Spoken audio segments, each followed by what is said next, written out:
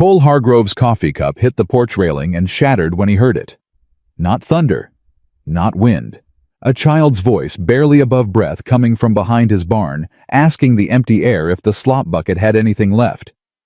He didn't think. He moved. He came around the corner and stopped dead.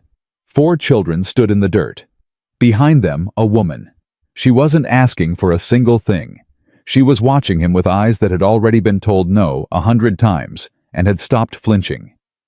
If you want to know what happened next, subscribe to our channel and stay with this story all the way to the end.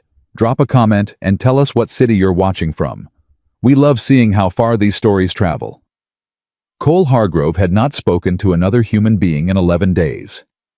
He knew because he counted. Not out of loneliness, not exactly, but because the silence had become a kind of discipline, the only thing holding the shape of his days together since Catherine died. He fed the cattle. He mended what broke. He ate standing at the kitchen window and went to bed when the light gave out. That was the whole of it. That was enough. It was not enough. He had just poured his second cup of coffee when he heard it. Not the sound itself so much as the quality of it. The particular smallness of a voice trying very hard not to be heard. He set the cup down on the porch railing without thinking, and it slipped and hit the wood and broke, and he didn't look at it. He was already moving around the side of the house toward the barn. He came around the corner and stopped. 5 feet from the slop bucket stood a boy. Couldn't have been more than 5 years old. Bare feet in the August dust. Shirt too thin, pants held up with a piece of rope. He had both hands wrapped around a dented tin cup, the kind you'd find thrown out behind a saloon, and he was holding that cup against his chest like it was the last thing he owned. Because it probably was. The boy was staring at the slop bucket. His lips were moving, but no sound came out. Behind the boy stood a girl older, maybe 12, with her arm around a smaller boy of about 7. The smaller boy had eyes that didn't move, didn't blink, just fixed on Cole, the way an animal fixes on something that might be a threat or might be nothing at all. No way to know yet. Safer to watch. And behind all 3 of them, holding a sleeping infant against her chest with both arms folded under it, like a cradle, stood a woman. Cole Hargrove had been through the war. He had seen men die badly, slowly, in the mud and in the cold and in places that had no names. He had seen grief in every shape it came, but he had never in his life seen exhaustion like what was in that woman's face. Not physical exhaustion, though there was that too. The other kind. The kind that comes from standing between your children and the world for so long that you have forgotten there was ever a time when you did not have to. She was not begging. That was the first thing that struck him. Every line of her said she would rather walk back out that gate and onto the open road than ask him for a single thing. Her chin was up. Her eyes were direct. Her jaw was set like iron. But her children were hungry, and she was out of road, and she was standing behind a slop bucket, and they both knew it. "Ma'am," Cole said. "We were passing through," the woman said. Her voice was level. She had practiced level. "We didn't mean to come onto your property. We'll go." "You ain't going anywhere yet."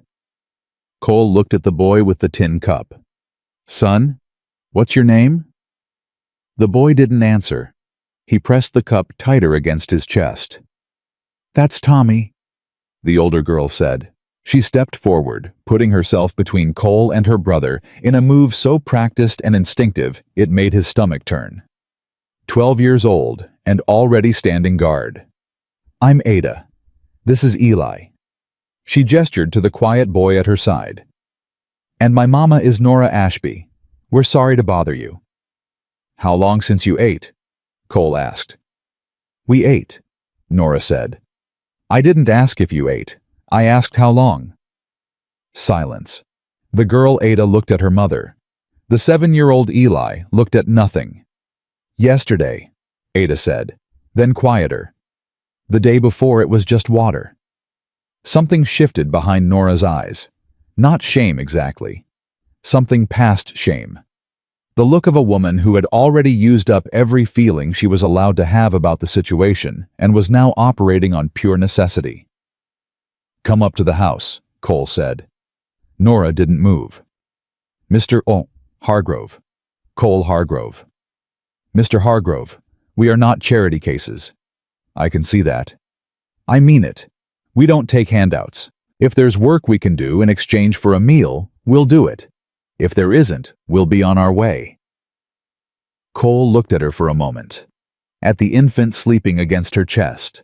At Tommy's white-knuckled grip on that tin cup.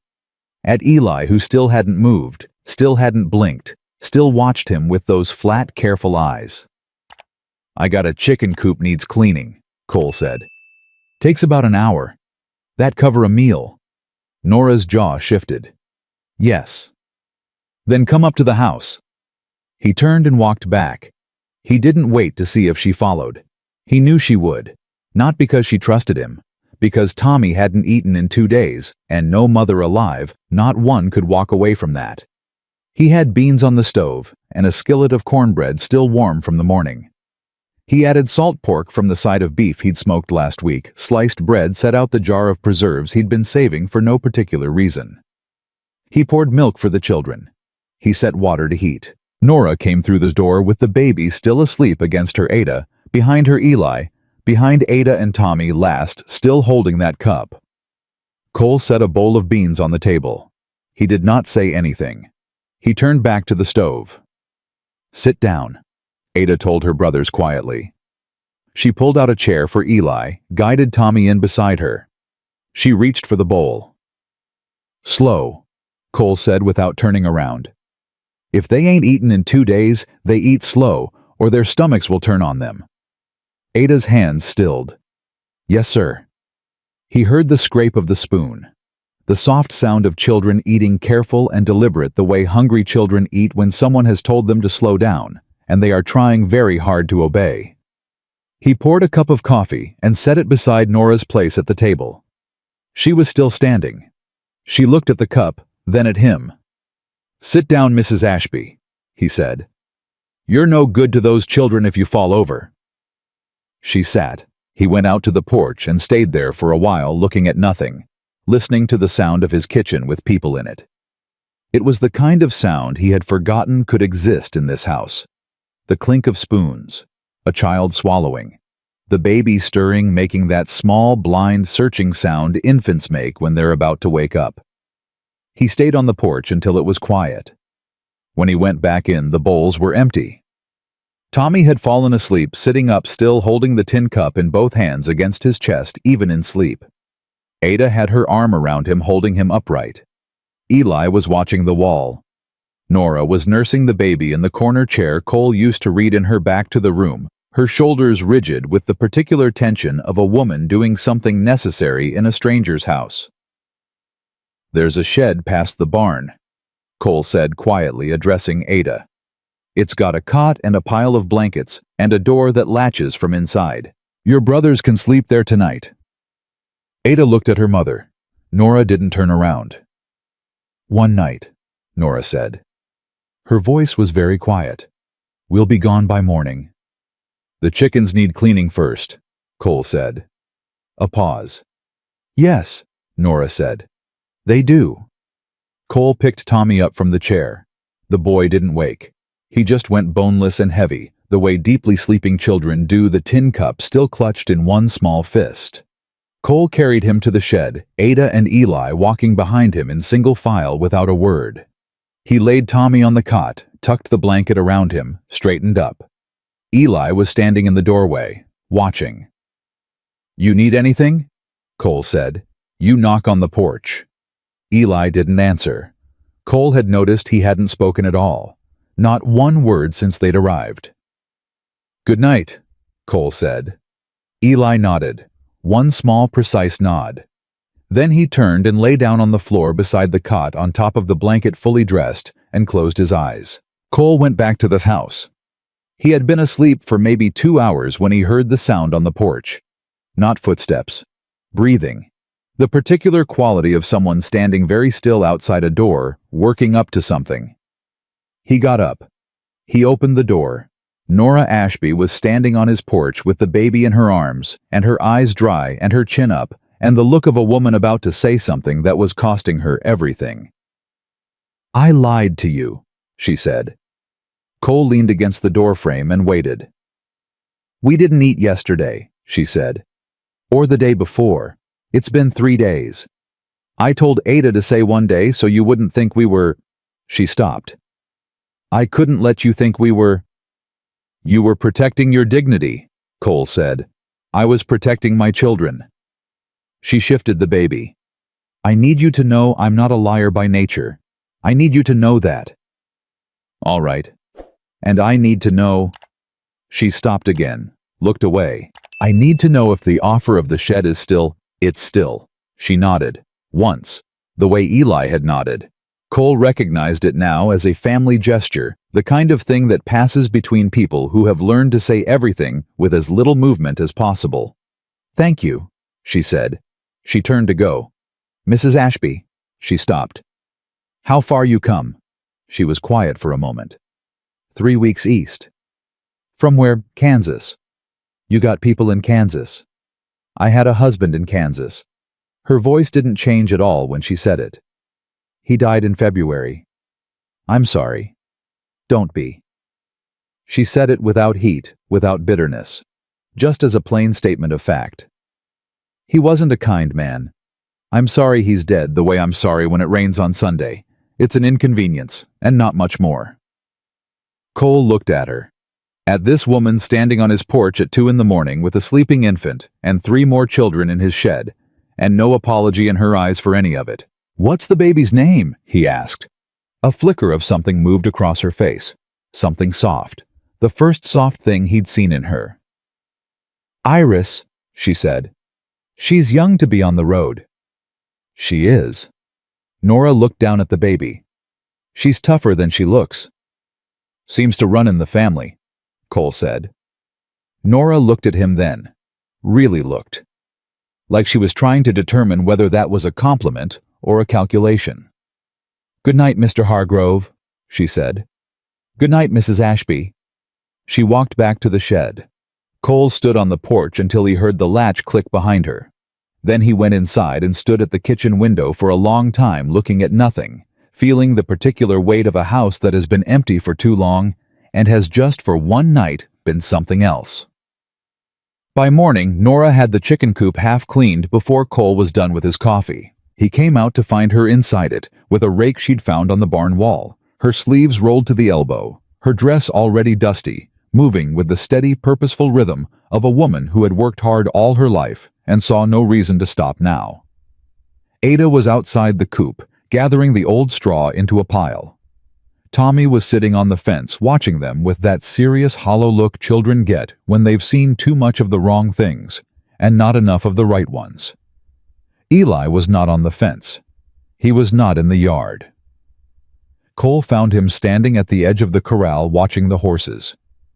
Not reaching for them, not speaking to them. Just watching with his arms at his sides, and his face blank, and his eyes taking in every movement those horses made with an attention that was almost unnerving in a 7-year-old boy. "You like horses?" Cole asked. Eli didn't turn around. Cole wasn't sure the boy had heard him. Then, very slightly, Eli's head moved. Not quite a nod. Not a nod. "You can look," Cole said. "They won't bite if you're quiet." Eli turned then, just his face, and looked at Cole. There was something in his eyes that Cole had seen before. In men who had come back from the war, changed in a way that didn't show on the outside. A kind of watchfulness that never fully turned off. A constant low-level readiness for the next bad thing. He was 7 years old. Cole went back to the coop. He didn't say anything to Nora. He picked up the second rake and started at the other end and worked toward her. She glanced at him. "I said I'd do this." "2 people do it faster," Cole said. She didn't argue. They worked in silence for a while.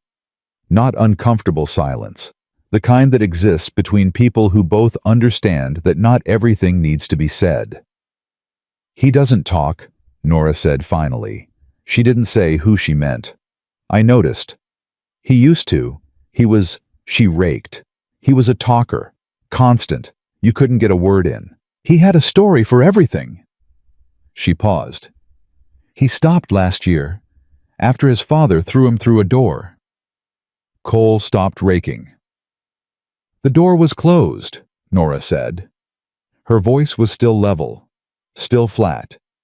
The voice of a woman who had run out of the kind of crying that comes with telling certain stories. He was 8 months shy of 7 years old, and he flew through a closed door and hit the wall on the other side. She looked up. The doctor said there was no lasting physical damage. She went back to raking. Cole raked. His hands were tight on the handle, but he raked.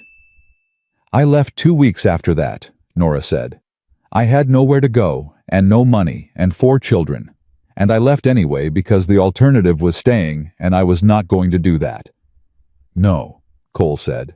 You weren't.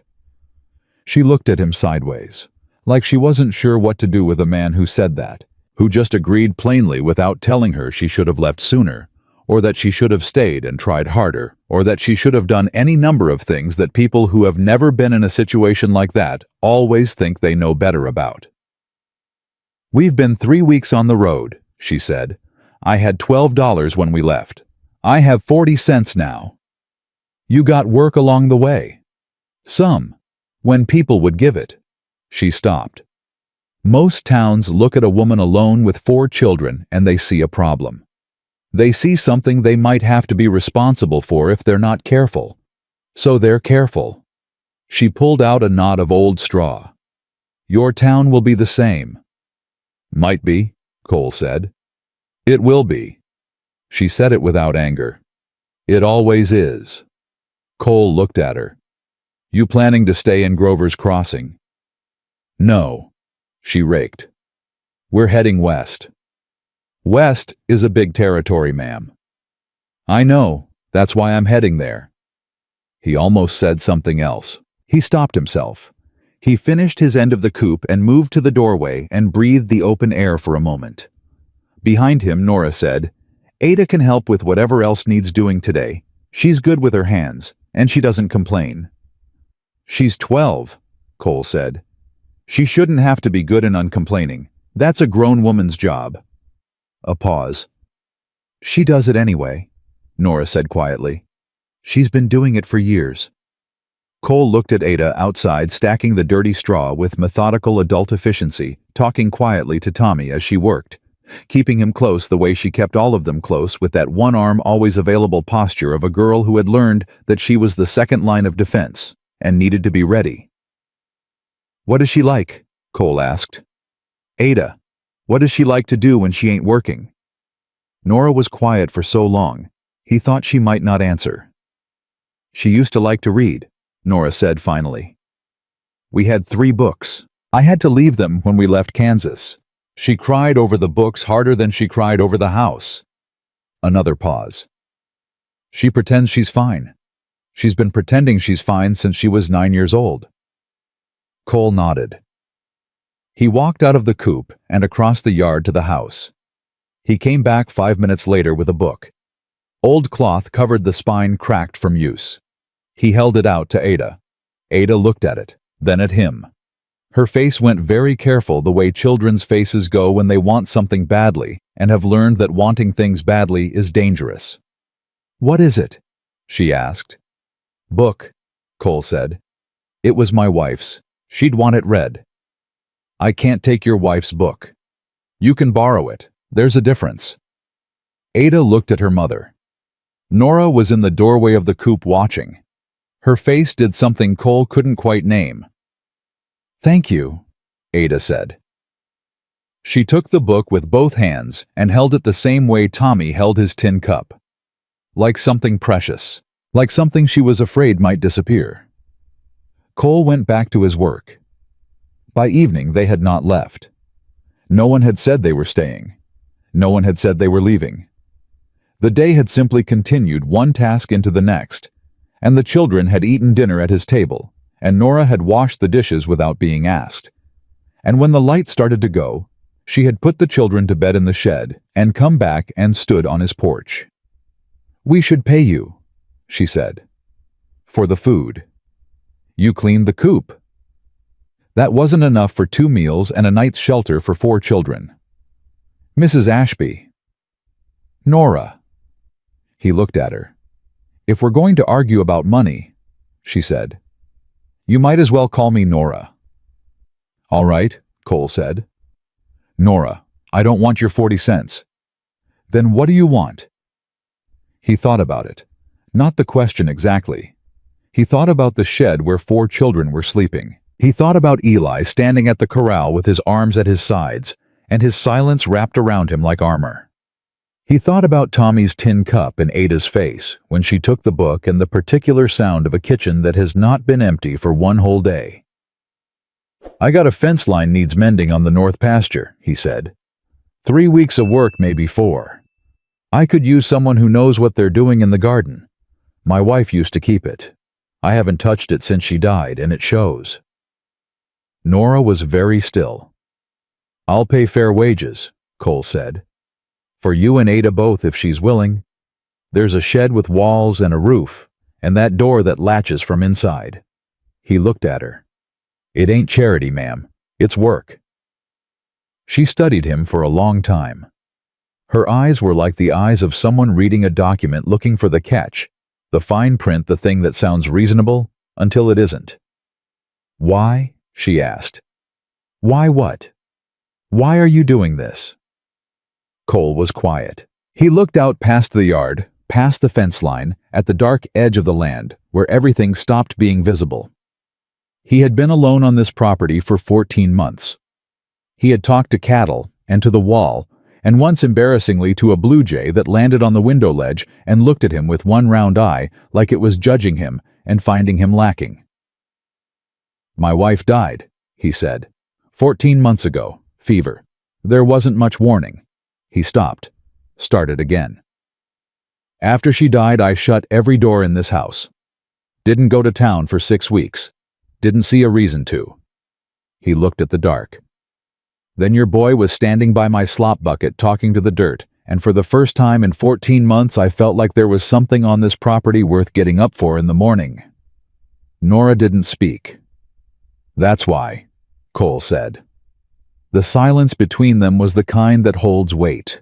The kind that neither of them reached for because reaching would have broken something that was still at this point necessary to keep whole. "1 month," Nora said finally. "We'll stay 1 month. We work for our keep. The children don't cause you trouble." "They ain't caused me any trouble yet," Cole said. "The older ones won't." She paused. "Iris cries at 3 in the morning sometimes. Every morning, actually." "I've been waking up at 3 in the morning anyway," Cole said. "Might as well have a reason." Something moved across Nora's face. Not a smile. Something close to one. Something that had forgotten briefly that it wasn't allowed. 1 month, she said. 1 month, Cole agreed. She went back to the shed. Cole sat on the porch in the dark with his coffee going cold, and listened to the Wyoming night settle around him, and felt the slow, unfamiliar, slightly terrifying sensation of a man who has been standing still for so long that the first step forward feels like falling. He did not sleep. He sat on the porch until just before dawn with his rifle across his knees. Not because he expected danger, not yet, but because somewhere across that yard, in a shed that had not been used in over a year, 5 people were sleeping, and it had been so long since he had been responsible for anyone other than cattle that he had forgotten what it felt like. It felt like having something to lose. He had forgotten that feeling too. When the first gray light came, he heard the shed door. He heard small bare feet on the dry earth. He looked up. Tommy was crossing the yard, still in his nightshirt, still holding the tin cup. He came up to the porch steps and stopped and looked at Cole with those big, serious eyes. The eyes of a child who has learned not to want things out loud. "You hungry?"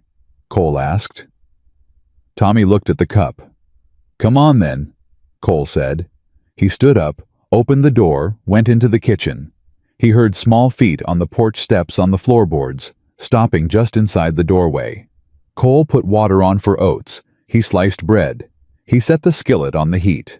Behind him, very quietly, Tommy climbed onto a chair at the kitchen table and set his tin cup on the wood in front of him and folded his hands around it and waited. Cole looked at him over his shoulder. This boy who had arrived yesterday with nothing but a dented cup and a mother who would not beg. This boy who was sitting at his kitchen table at first light, waiting without asking, because asking was something he had learned could go wrong. Cole turned back to the stove. He cracked 4 eggs into the skillet. He did not know in that moment that before the month was out, the town of Grover's Crossing would decide that Nora Ashby was a problem. He did not know that a man named Bart Langley would look at that shed with its latched door and its 5 sleeping people and see not a woman with children, but a lever to be used. He did not know that the weeks ahead would test everything he thought he knew about what a man owed to a stranger and what a stranger could become. He knew only this.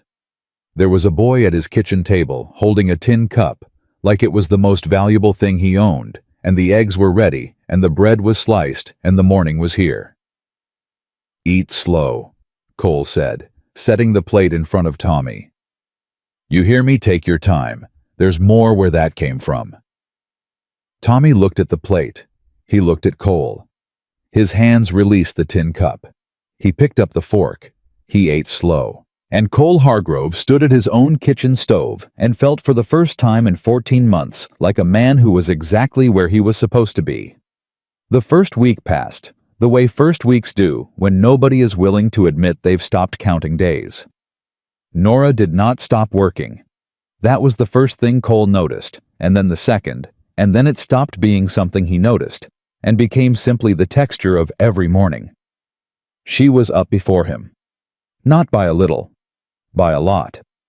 By the time his boots hit the porch boards, the water was already heated, the bread was already sliced, and Nora Ashby was somewhere on his property, doing something that needed doing, the baby strapped against her chest in a length of cloth she'd sewn herself from a piece of old curtain she'd found folded on a shelf in the shed. She cleaned the garden on the second day. Not tidied it. Cleared it. Pulled it down to bare earth and started over her hands moving through the soil with the quick certain knowledge of a woman who had grown things before and knew what she was looking at. Cole came by at mid-morning and stood at the garden fence and watched her work for a moment. "You know what you're doing," he said. "My mother had a garden," Nora said without looking up. "Half an acre in Pennsylvania. Fed us through 3 bad winters." "What's going in?" "Beans, squash, late corn if the soil's right. Carrots." She sat back on her heels, looked at the earth. "You've got good soil. It's just been ignored." "Yes, ma'am," Cole said. "It has." She glanced at him then, quick sideways. "I wasn't talking about just the garden." He didn't answer that. He went back to his fences. Ada had taken to the chickens with a seriousness that would have been funny if it hadn't been so clearly genuine. She named every one of them, which Cole told her was a mistake. She told him it wasn't a mistake. It was a necessity, because how else were you supposed to know which one was laying poorly if you couldn't tell them apart? He did not have a good answer for that, so he let her keep naming them. Tommy followed Cole. Not close, not obviously, with the careful 3 steps behind distance of a boy who has learned that being near someone doesn't mean being safe with them, but that being near someone is still better than being alone. Cole did not comment on it.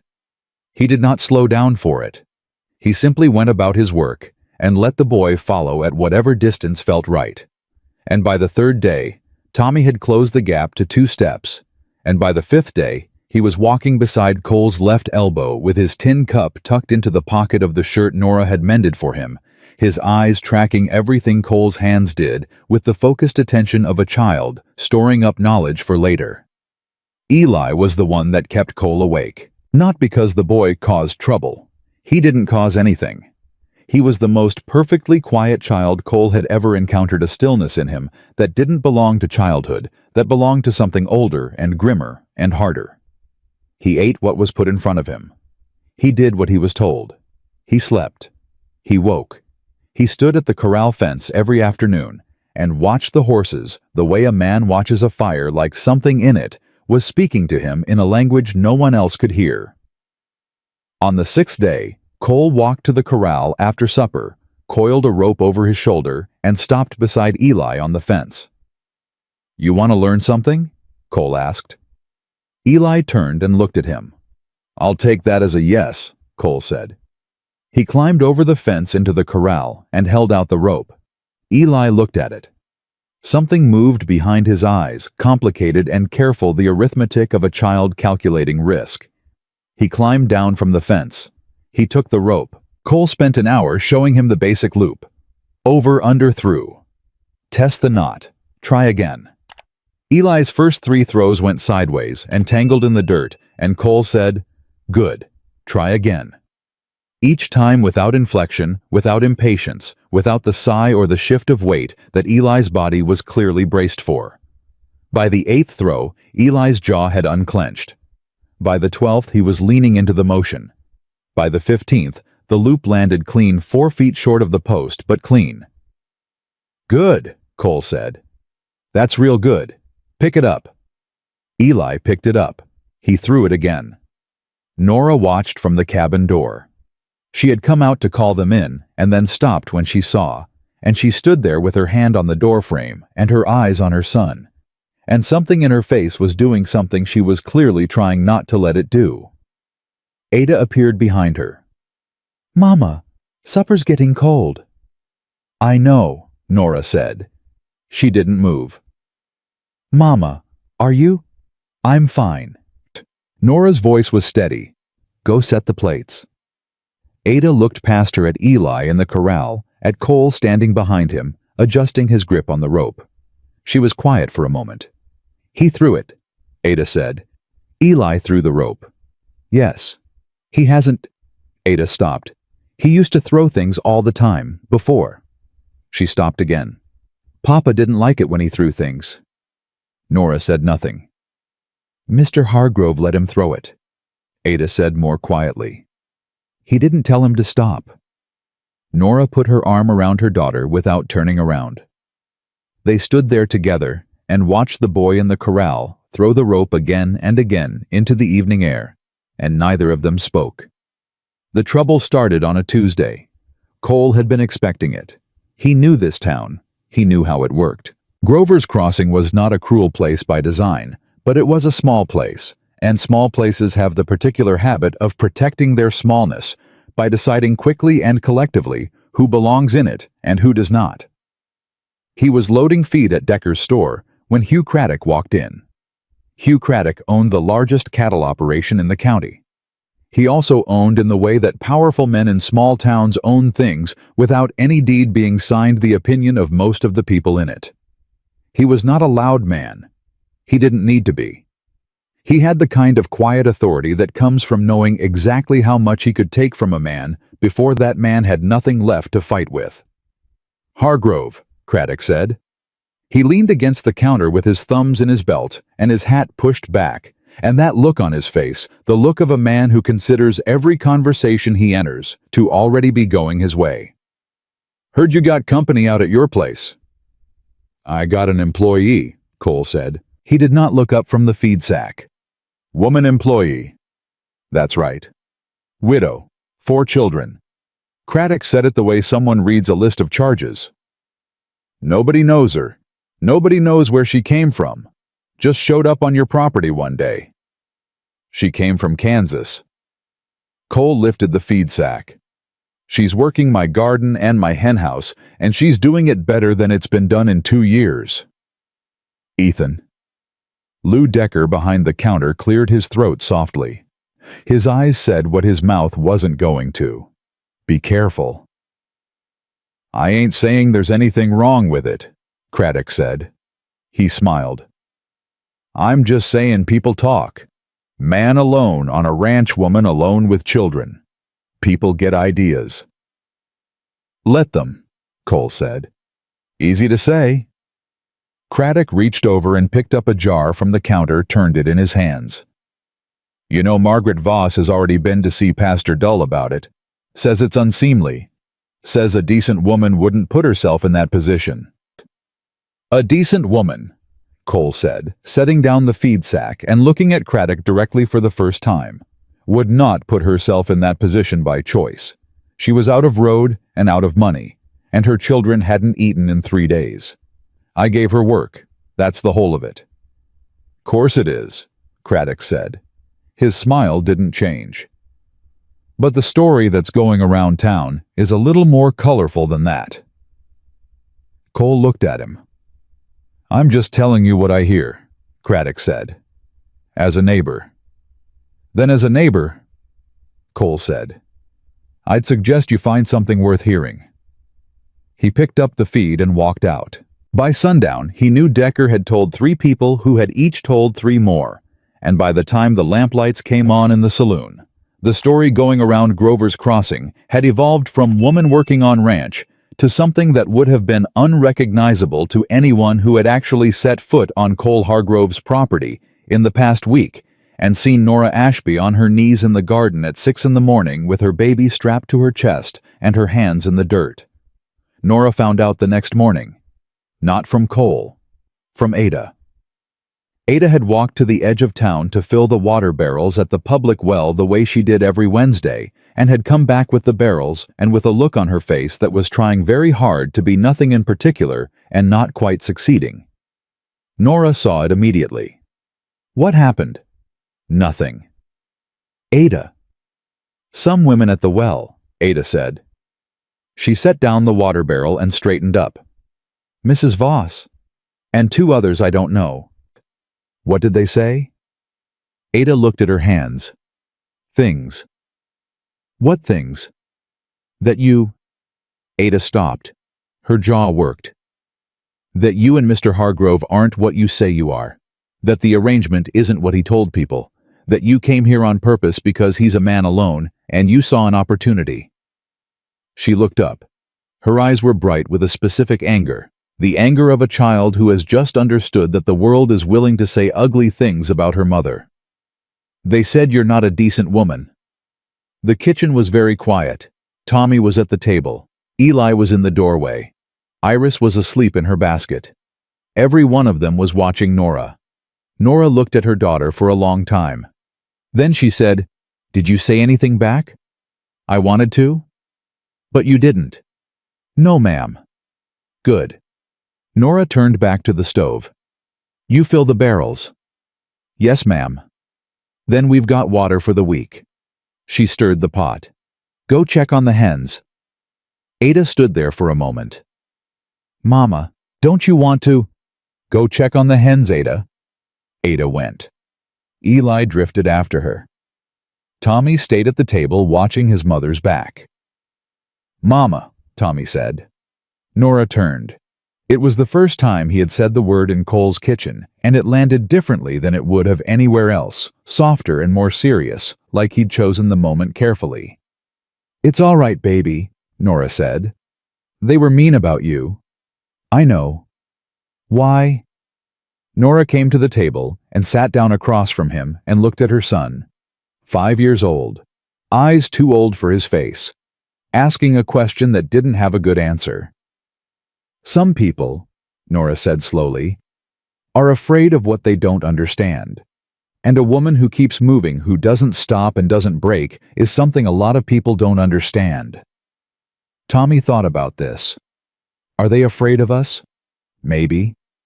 That's dumb, Tommy said. We don't got anything. We've got plenty, Nora said. She reached across the table and put her hand over his. We've got each other. And right now, we've got a roof. Don't forget the roof. Tommy looked up at the ceiling of Cole Hargrove's kitchen. It's a good roof, he said seriously. It is, Nora agreed. Now eat your breakfast. Cole found out about the well from Eli. He was in the barn when Eli appeared in the doorway, the rope coiled on his belt, the way Cole wore his, a detail that Cole had noticed 2 days ago and not mentioned. The boy stood there in his careful, quiet way, and then, with the particular deliberateness of a child who is saying something important and knows it, he pointed toward town. Cole looked at him. Something happened in town. Eli nodded. With your mother. Another nod. With Ada. The boy held up one finger. Not Ada. He pointed at himself. You were there. He shook his head. He pointed at Ada. Then he made a gesture, hands out, that Cole read without being entirely sure why, as people talking. People were talking, Cole said. About your family. Eli looked at him steadily. About your mother, Cole said. Eli held his gaze. His face didn't change. But something behind it did, something compressed and hot that a 7-year-old boy had already learned to keep somewhere no one could reach. Cole put down the harness he'd been repairing. He walked past Eli, out of the barn, across the yard, and into the kitchen. Nora was at the sink. She heard him come in and didn't turn around. I heard, Cole said. Ada told you. Eli told me. A pause. She turned around then. Her face was composed in that way it got when she was working hard to keep it that way. It doesn't matter. It matters. Cole? She stopped. It was the first time she'd used his given name. She noticed it the same instant he did. Neither of them mentioned it. Women like Margaret Voss have been saying things about women like me my entire life. I stopped letting it touch me a long time ago. It's touching your children. That landed. He saw it land, the slight flinch she couldn't quite suppress. I know, she said. I'm going to town, Cole said. Don't. Nora. Don't. She stepped toward him, not pleading, not afraid for herself. If you go into that town swinging on my behalf, it makes everything they're saying about me look like the truth. It makes it look like there's something between us that requires defending. She looked at him steadily. There isn't. Not the kind they're thinking. So you going in there angry doesn't help me. It helps Craddock. Cole looked at her. She was right, and they both knew it, and he hated it. Then what do we do? He asked. We work, she said. We get up tomorrow, and we do the work, and we don't hide, and we don't apologize. That's all. Cole was quiet for a moment. Margaret Voss has got the ear of every woman in this town. I know. Craddock's got the ear of every man. I know that too. And if they decide together that you need to be gone, then we'll deal with that when it comes, Nora said. Right now there's bread to make and a fence post to reset on the east side, third one from the creek. I noticed it leaning this morning. Cole stared at her. You noticed a leaning fence post? I notice everything, Nora said. It's how we survived. He left without another word. He went to the east fence, found the post she meant, reset it. He worked until the light was going, and when he came back to the porch, Nora was sitting on the top step with Iris in her lap, and Tommy was asleep against her side, and Ada was reading Cole's wife's book by the last of the daylight, and Eli was on the step below the rope in his lap, practicing the loop motion with his wrist, the way Cole had showed him, slow and deliberate, over and over and over. Cole sat down on the porch rail and looked at them. This collection of people on his porch in the last light. I'm going to town tomorrow, he said. Not to fight, not to argue. I'm just going to walk down the main street and get my mail and do my business in full daylight where everybody can see. And if you wanted to come, you and Ada and the children, if you wanted to walk beside me, that would be your choice. Nora looked at him. Because there's a difference, Cole said, between going to town on your behalf and going to town beside you. One of those makes you look like you need rescuing. The other one just says you're here, that you're part of this place, that you've got as much right to walk down that street as Margaret Voss or Hugh Craddock or anyone else. Nora was quiet for a long moment. The evening settled around them. Eli's wrist kept moving the rope, tracing small loops in the air. What time? Nora said. After breakfast, Cole said. I'll have Ada press her dress. All right. He went inside. He stood at the kitchen window in the dark, the way he used to stand after Catherine died, but it felt different now. Not empty. Full of something he hadn't decided how to name yet, and wasn't sure he needed to. Outside on the porch, he could hear Iris making small sounds. He could hear Eli's rope whisper through the air. He could hear Ada turn a page. He put the kettle on. Tomorrow they would walk into town together in full daylight, and the town would see what it wanted to see. That was fine. That was the town's problem. Cole Hargrove had stopped living his life according to what Grover's Crossing wanted to see 14 months ago when he stood in front of a grave and understood that the only opinion that had ever mattered to him was silent now, and would stay silent, and everything after that was just a man deciding what kind of man he was going to be. He had made his decision the night a 5-year-old boy stood in the dark, talking to a slop bucket. He was not going to unmake it. They walked into Grover's Crossing the next morning the way Cole had said they would, after breakfast, in full daylight, together. Nora had pressed Ada's dress and braided her hair twice the second time, tighter than the first because the first wasn't right, and Ada had stood still for both, without complaining. Tommy wore his mended shirt buttoned to the collar, and his tin cup was in his pocket, where it always was, his hand resting over it, the way some men rest their hand over a watch chain. Eli had tucked his rope onto his belt. Iris was strapped against Nora's chest in the cloth sling awake for once, her dark eyes taking in the world with the serene indifference of an infant who has not yet learned to be afraid of it. Cole drove the wagon. Nora sat on the bench beside him. The children rode in the bed behind them, and nobody spoke much, which was fine, because the silence between Cole and Nora had become the kind that doesn't need filling. The town saw them coming. Cole knew it would. Grover's Crossing had one main street and no secrets, and the news that Cole Hargrove was bringing the widow Ashby and her children into town in full daylight on a Wednesday morning would have gotten there before they did, even if they'd ridden twice as fast. He tied the wagon in front of the post office. He helped Nora down. He did not make a production of it. He offered his hand, and she took it and stepped down, and that was all but the 3 people on the opposite boardwalk saw it, and Cole knew they saw it, and he did not care even slightly. "I need to get mail and nails," Cole said. "Ada, you want to come to the general store?" Ada's eyes went wide. She looked at her mother. "Go ahead," Nora said. Ada climbed down from the wagon and fell into step beside Cole, with the careful, contained excitement of a girl who understood this was a deliberate act and was treating it accordingly. Eli stayed in the wagon bed with Tommy. Nora walked beside Cole on his left, Iris against her chest, her chin at the exact angle it always was, which was to say slightly higher than necessary, and absolutely unapologetic about it. The general store was run by a man named Walt Pruitt, who was decent enough by nature and weak enough by habit, which meant he was the kind of man who did the right thing when it was easy and the wrong thing when someone with more power than him suggested it. He was behind the counter when they walked in, and his face did something complicated when he saw them, a series of small adjustments that ended in a careful blankness. "Morning, Walt," Cole said. "Morning, Hargrove." Walt's eyes moved to Nora. "Ma'am." "Good morning," Nora said. "I need 4 pounds of nails 10 penny, and whatever my mail looks like."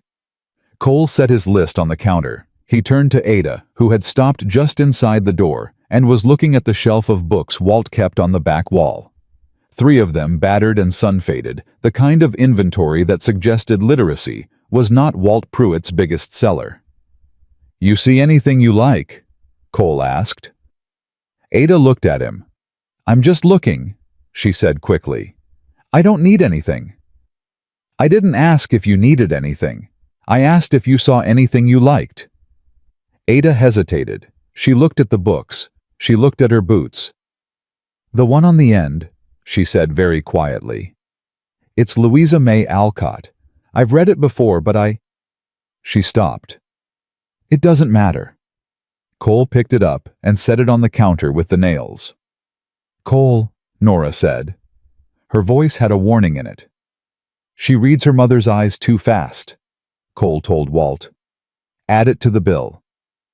Ada looked at the book on the counter, then at Cole. Her face was doing the thing children's faces do when they want something so much. They've already started grieving, losing it. And then the losing doesn't come, and they don't quite know what to do with that. "Thank you," she said, quietly, meaning it completely. The door opened behind them. Margaret Voss was not a tall woman. but she had the particular quality of filling a room with her disapproval, the way other people fill rooms with warmth. She was 60-something, silver-haired, dressed in the careful propriety of a woman who had decided decades ago that respectability was a fortress and had been maintaining the walls ever since. Behind her came a younger woman, Cole recognized as Ruth Hadley, who nodded at everything Margaret said, the way a shadow follows a body without independent intention. Margaret looked at Nora the way a person looks at a crack in a wall they've been hoping wasn't there. "Mrs. Ashby," she said. She did not say it unkindly. She said it the way a judge reads a name from a docket. "I didn't realize you'd be coming into town." "I do my shopping same as anyone," Nora said. "Of course." Margaret's eyes moved to Iris, to Ada, to Cole, and back to Nora. "I'd heard Mr. Hargrove was providing for your needs out at the ranch." The word providing sat in the room with a meaning attached to it that had nothing to do with nails and garden seeds. Cole opened his mouth. Nora put her hand on the counter between them, not touching him, just placing it there. He closed his mouth. "Mr. Hargrove pays me wages for work I do," Nora said. "I buy my own provisions with my own wages. That's how employment works, Mrs. Voss." "Certainly," Margaret said. "It's just unusual. A single man and a single woman and children on an isolated ranch. People wonder." "People can wonder all they like," Nora said. "Their wondering doesn't change what's true." "And what is true, Mrs. Ashby?" Nora looked at her directly. "That I work hard, that my children are fed and sheltered and safe for the first time in 2 years, and that none of that is any of your business." She picked up the parcel Walt had set on the counter. "Good morning, Mrs. Voss." She walked out. Ada grabbed the book from the counter, tucked it under her arm, and followed her mother without looking back. Cole paid Walt, who had found something very interesting to study. On the far wall, picked up the nails and walked out after them. Nora was already at the wagon. She was unstrapping Iris from the sling to shift her position. Her movements sharp and efficient, the movements of a woman burning through something she would not let herself say. "You handled that well," Cole said. "I handled it the way I always handle it." She didn't look at him. "By not letting them see it land." "Does it land?" She was quiet for a moment. She settled Iris back against her chest and retied the cloth. "Every time," she said. "But that's mine. I don't give them that." Cole looked at her, at this woman who had just stood in a general store and faced down the most powerful gossip in the county without raising her voice or lowering her eyes, and who was now standing at a wagon wheel telling him quietly that it hurt every single time and always had. "Get in the wagon," he said. "I'll buy you a coffee at Millard's before we head back." She looked at him. "Cole." "It's coffee, Nora, not a declaration." She almost smiled. She got in the wagon. They were halfway home when the real trouble announced itself, not in the form of words or whispers, but in the form of Hugh Craddock's foreman, a flat-faced man named Dutch Carey, riding up alongside the wagon on a gray horse and matching their pace without being invited to. "Hargrove," Carey said. Cole kept his eyes on the road. "Carey. Mr. Craddock asked me to pass along a message." "Pass it then." Carey looked at Nora. He looked at her the way certain men look at women they've decided don't deserve to be looked at respectfully, which is to say, he looked at her like she was an obstacle. "Maybe I should speak to you privately." "Anything Hugh Craddock wants to say to me," Cole said, "he can say in front of whoever I'm sitting next to." Carey shrugged. "Mr. Craddock wants you to know he's filed a formal complaint with the county land office. Says your North Creek is feeding off his property, and he's got documentation showing the water rights are disputed. He's requesting a survey." Cole's hands tightened on the reins. "The North Creek has been mine for 11 years. There's nothing to survey." "Mr. Craddock's lawyer says different." Carey's horse stepped sideways, and he corrected it without looking down. "Mr. Craddock also wants you to know that the timing of the survey and the legal fees associated with it could be made to go away real simple." "How simple?" Carey glanced at Nora again, just briefly. That was the whole of the message delivered without a word. Cole pulled the wagon to a stop. He turned on the bench and looked at Carrie with the particular stillness of a man deciding very carefully how far he is willing to go. "You tell Hugh Craddock," Cole said, "that if he wants my creek, he needs to come tell me himself. And if he thinks using a survey as leverage is going to make me do what he wants, he doesn't know me as well as he thinks he does." Carrie nodded slow. "I'll tell him that." He looked at Nora one more time. "Ma'am." He rode back the way he'd come. Nora watched him go. Her hands were folded in her lap. Iris had fallen asleep again. "The creek," Nora said. "This is about the water rights." "It's been about the water rights for 2 years, Cole said. He snapped the reins and the wagon moved again. "Craddock's been trying to get his hands on that creek since I can remember. His south pasture is drying out and my water feeds half of it." "And I'm the lever," Nora said. Not a question. "You're the excuse," Cole said. "There's a difference. He'd have come for the creek eventually. You just gave him a reason to move faster." "That is not a comfort." "I know." She was quiet for the rest of the ride. Not the comfortable quiet of the past week. A thinking quiet. The kind that Cole had learned in 7 days meant she was running numbers, calculating odds, measuring exits and angles, the way a woman does who has spent years in situations where the math was always slightly against her. He let her think. That evening, after the children were in the shed and Iris was settled and the kitchen was quiet, Nora came to the porch. Cole was in his usual spot, the porch chair with the split armrest, coffee cold in his hand. She sat on the top step. Not close, not far. "My husband owed money," she said. "When he died, his brother Calvin came to collect. Not the money. The children." She looked at the dark yard. "In Kansas, there's a county stipend for orphan wards. Calvin saw 5 children as 5 monthly payments and nothing else. I had a week before he planned to file with the county court. I had no money for a lawyer. I had no one to help me." She paused. "I left in the night. I took the children and 1 bag and I walked until I found a road, and I followed the road west because west was the direction I hadn't been yet." Cole listened. 3 towns, Nora said. 3 towns between Kansas and here. In every one of them I asked for work and got the same answer. Some of them were polite about it. Most weren't. She turned the hem of her sleeve between her fingers. "In the second town, a woman hired me to clean her house. Paid me 50 cents and told me not to come back because her husband didn't like the look of it. A woman with children, no husband. He said it made the neighbors uncomfortable." Cole said nothing. "I'm telling you this," Nora said, "because Craddock is going to use me. He's going to make this town decide that the cost of me being here is too high for you to pay. And I need to know, before that happens, whether you've thought about what it actually costs." "I've thought about it." "I don't think you have," she said quietly. "Not fully. Because you're a good man, and good men tend to believe that doing the right thing comes with some kind of protection. That if you're standing on the right side, the ground won't fall out from under you." She looked at him. "It does, Cole.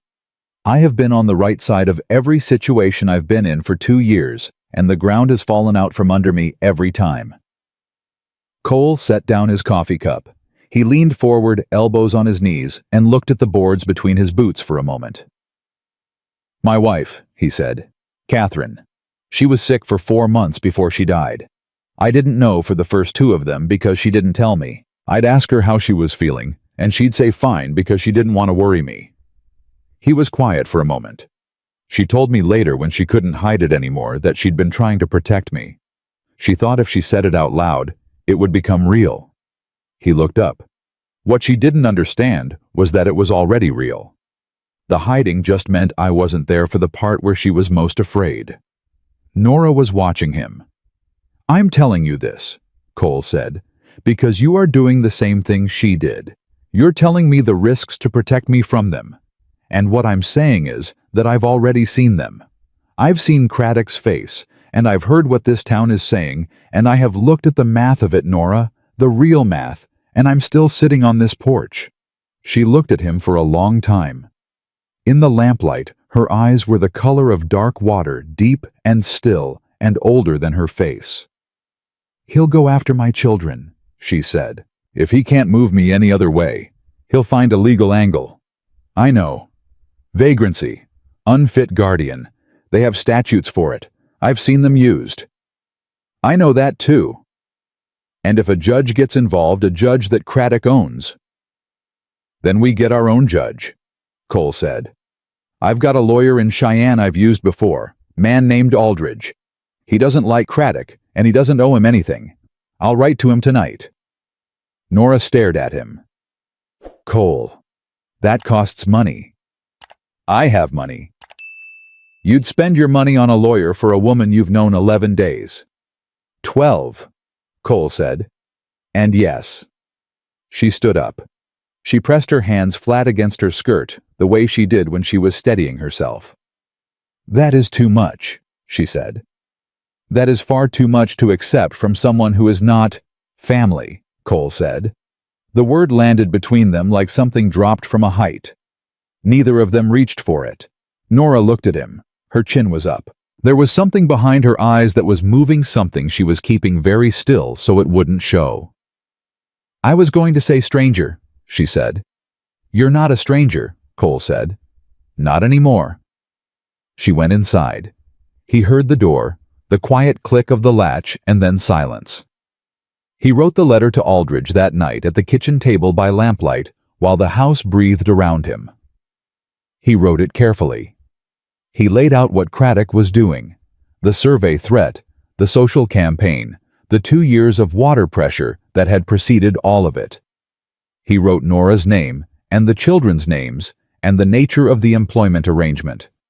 He wrote it like a man building a wall, one solid word at a time, choosing each one for its load-bearing capacity.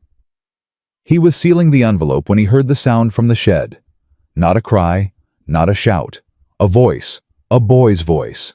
Small and rough from disuse, cracked at the edges like something that had been stored too long in a dry place. Cole was off the porch and across the yard in seconds. He stopped at the shed door. Inside in the dark, Eli was sitting up on the floor. Tommy was on the cot above him asleep. Ada was still her breathing even. Iris was quiet in her basket. Nora was kneeling on the floor beside Eli, her hands on his shoulders, and Eli was talking. Not much, not loudly, but talking. Words Cole couldn't make out, low and broken, and interrupted by the long silences of a boy relearning how to let sounds leave his body. Cole stood at the door and did not go in. He stood there long enough to understand what he was seeing, which was a child coming back from somewhere very far away, and a mother receiving him, and the particular sacred quality of a moment that belongs entirely to the people inside it. He went back to the house. He sealed the letter. He set it on the table to go out with the morning post. He went to bed and lay on his back in the dark and listened to the Wyoming night, the wind, the creak of the house, the distant sound of cattle. And underneath all of it, underneath everything, the almost imperceptible sound of a boy's voice, finding its way back to the world. He did not sleep for a long time. When he did, he slept better than he had in 14 months. Eli spoke 7 words the next morning. Not all at once, not in a sentence. They came out across the span of 2 hours, 1 or 2 at a time, dropped into the air between things, the way a child drops stones into water, testing whether the water will hold them. The first one came at breakfast. Cole set a plate in front of him, and Eli looked at it and said, "Thank you." 2 words, rough and careful, like he was reading them off something written inside his chest. Cole said, "You're welcome," and went back to the stove. He did not make a thing of it. He understood instinctively the way a man understands certain things about horses and broken land and weather coming in from the west, that making a thing of it would be the wrong move. That Eli had offered those 2 words into the room like something fragile and new, and the worst possible response was to pick them up too fast and squeeze. Nora was at the sink. Her back was to the room. Cole saw her shoulders move just slightly, the breath she took and held and let out slow. Ada pressed her foot against Tommy's under the table. Tommy looked at her. She gave him a look that said very clearly not a word, and Tommy, who was 5 years old and occasionally smarter than he appeared, closed his mouth and ate his eggs. The second word came an hour later. Cole was in the corral, working a young horse that had been giving him trouble since spring, a gray gelding with opinions about everything and the energy to express them constantly. Eli appeared at the fence in his usual spot, arms folded on the top rail, watching. After a while, Cole brought the horse around and let him settle. The gelding blew hard and shifted his weight and eventually stood still, which was the whole of what Cole was asking for today. "Gray," Eli said. Cole looked at him. "What's that?" Eli pointed at the horse. "His name," Cole said. "Don't have one. Been calling him the Gray. Didn't seem worth naming him until he decided to behave." Eli was quiet. Then, "Gray," he said again, but differently this time. Not describing. Naming. Cole looked at the horse. He looked at Eli. "Gray it is," he said.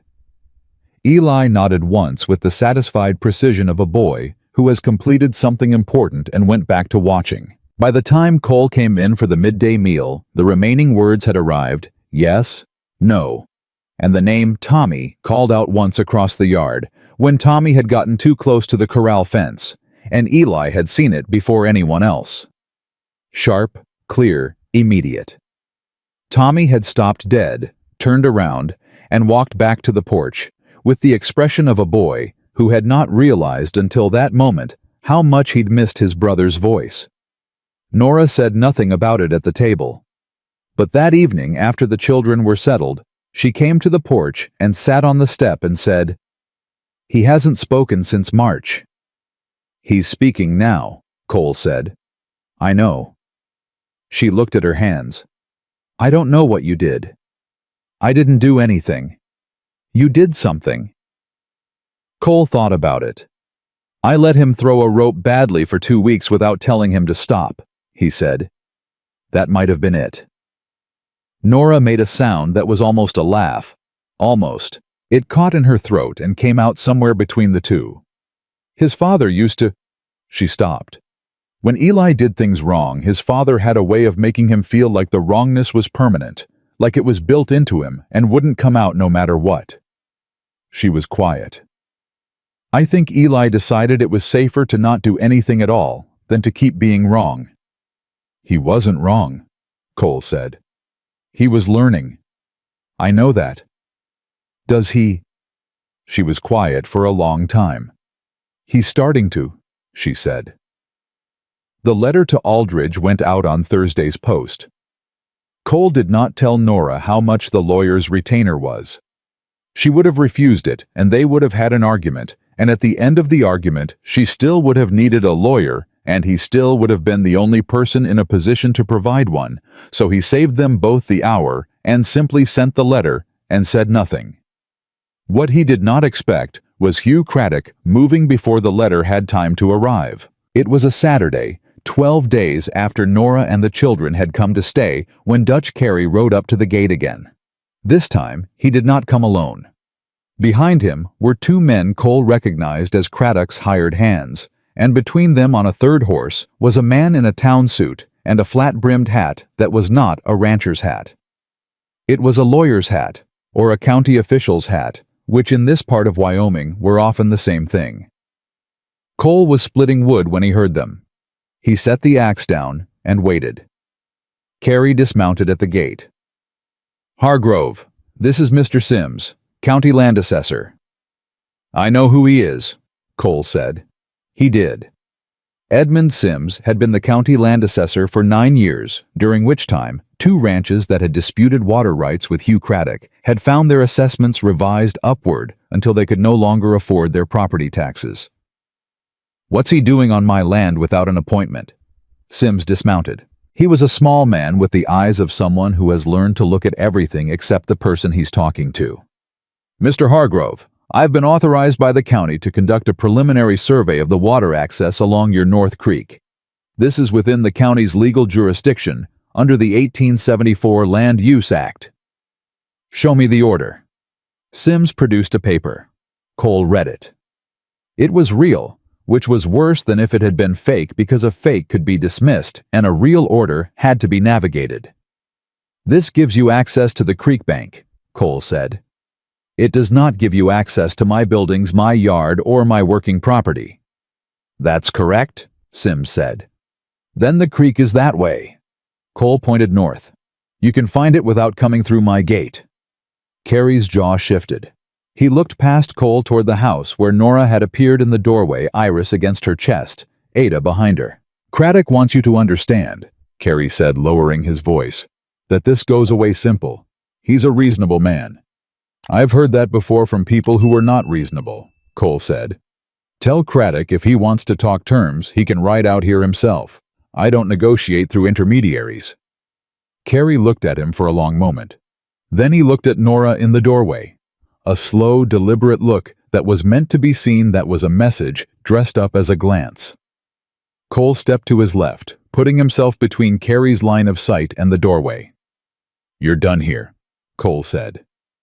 Carrie tipped his hat with the particular courtesy of a man who is being courteous in a way designed to feel like a threat, and rode back out the gate with Sims and the two hired hands behind him. Cole picked up his axe. He stood with it for a moment without swinging it. Then he set it against the block and walked to the house. Nora stepped back from the doorway. Ada looked at him with her mother's eyes in her 12-year-old face. What did he want? Nora asked. Water survey. Craddock's making his move. The lawyer in Cheyenne. I wrote to him. It takes time. How much time? More than we have if Craddock decides to escalate today. Cole looked at her.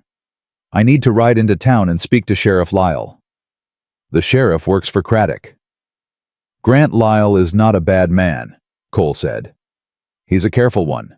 There's a difference.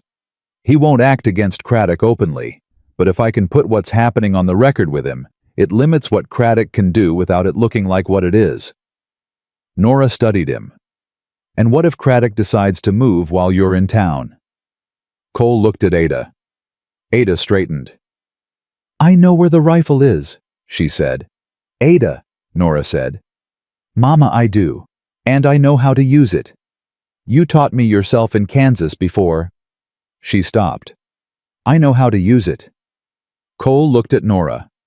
Nora looked at her daughter. The moment between them was full of things that had nothing to do with rifles. I'll be back in 2 hours, Cole said. Sheriff Grant Lyle was a tall man who had spent 20 years cultivating the art of appearing to do less than he was doing. He was at his desk when Cole walked in reading a paper, and he set it down with the deliberate lack of surprise of a man who had been expecting this visit and had decided to receive it calmly. Hargrove, he said. Grant. Cole sat down across from him. Craddock sent Sims and 2 hands to my property this morning with a survey order. That's within his rights under the Land Act. I know that. I'm not here about the survey. Cole leaned forward. I'm here to put it on the record that Hugh Craddock has been applying pressure to me for 2 weeks, using a woman in my employment as leverage to try to force a water rights negotiation. I want that on your record. Lyle looked at him steadily. That's a serious accusation. It's a serious situation. What kind of pressure? Social. His foreman showed up at my wagon with a message that the survey goes away if the woman goes away. He had Sims out there today, and Carrie's eyes went straight to my employee the moment he came through the gate. It's not subtle, Grant. Lyle was quiet. He picked up his pen and turned it between his fingers. The widow Ashby, he said. Nora Ashby. She works for me. Legal employment, fair wages, separate quarters. I've heard the talk. I reckon you have. Is any of it true? Lyle looked at him. No, he said simply. I don't believe it is. Then I'd appreciate you remembering that when Craddock comes to you with whatever he's planning next. Lyle set the pen down. Cole, I'm going to tell you something, and I'm going to say it once, and then I'm going to go back to not having said it. Are we clear? We are. Craddock's been in here twice this week. He's not just talking about the water rights anymore. He's been to Judge Whitmore about the woman, about her legal status, her history in Kansas. He's building something. Lyle's face was neutral. I can't tell you what Whitmore will or won't do. Whitmore makes his own choices. But if I were a man with a woman and 4 children on my property, and a powerful enemy looking for angles, I would make sure every piece of paper connecting that woman legally to that property was filed in triplicate before the week was out. Cole looked at him. I've got an employment contract. My lawyer is drawing it up. How fast? I rode to Cheyenne 2 days ago. Cole had not told Nora this. He had made the ride while she was in the garden and been back before supper and said nothing about it. Aldridge will have the papers to me by end of week. Lyle nodded slowly. End of week may be tight. He picked up his pen again. That's all I've got for you, Hargrove. Cole stood. Grant, if it comes to a hearing, I'll testify to what I know, Lyle said. He was already looking back at his paper. Which is that Nora Ashby has conducted herself with more dignity than half the people in this town who've been talking about her. But don't quote me on that. Cole was back at the ranch inside 2 hours, as he'd said. He came around the side of the house and found Nora in the garden, which was not a surprise. The garden had become, in 12 days, something genuinely alive. 3 weeks of Nora's attention had done what no amount of Cole's guilt-laden ignoring had been able to do, and there was green coming up in rows that had been dead dirt when she arrived. She knew he was there without turning around. How did it go? Lyle's not going to stand in Craddock's way, but he's not going to help him either. That's something. It's not enough. Cole crouched down at the edge of the garden. He looked at what she'd built here, the careful rows, the staked beans, the late corn coming up at the far end. Craddock's been to see the judge. He's putting together a legal case about your status, your history in Kansas. Nora's hands stilled in the soil. She did not turn around. Whatever's in Kansas, Cole said. If there's anything he can use, I need to know it before he does. A long silence. A bird passed overhead. Somewhere near the shed, Tommy was talking to the barn cat, a one-sided conversation he'd been conducting for 3 days without apparent frustration. Calvin filed with the county, Nora said. Before I left, he said I'd abandoned my husband's debts, which I had because there was no other choice. He called it fraud. She pulled a weed. It's not fraud, it's survival. But it's on a county record somewhere, and a man like Craddock with enough money can find it and make it look like something it isn't. All right, Cole said. That's all you're going to say. What else should I say? She turned then. Her hands were dirty to the wrist, her face was set, and in her eyes was the particular wariness of a woman who has told a hard truth to too many people and watched it used against her. Most people, she said, would want to reconsider their position at this point. I'm not most people. Cole. Nora. He looked at her steadily. You left Kansas with 4 children and no money to protect those children from a man who wanted to sell them to the county for a stipend. That is not fraud. That is a mother. And if Craddock takes it to a judge, we will explain exactly what it is.